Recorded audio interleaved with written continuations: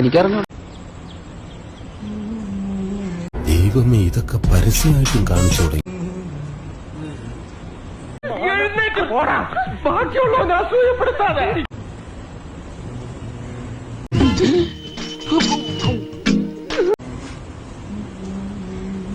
എന്റെ അമ്മോ, എന്ത് സാധനോടാ അത്?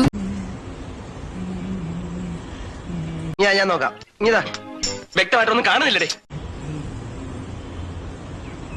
നോക്കി നിന്ന് കൺട്രോളുകളാ ഞാനില്ല. ഞാൻ പോവാണ്. എനിക്ക് നല്ല കൺട്രോൾ ഉണ്ട്. നീ പോയി.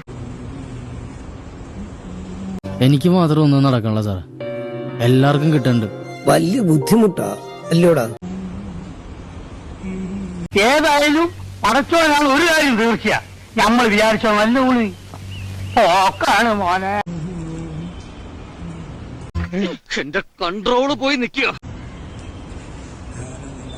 ചിലരെ നേരത്തിനും കാലത്തിനും പിടിച്ച് കെട്ടിച്ചില്ലെങ്കിലേ ഇതിലും വലിയ പരാക്രമങ്ങൾ കാണിക്കും.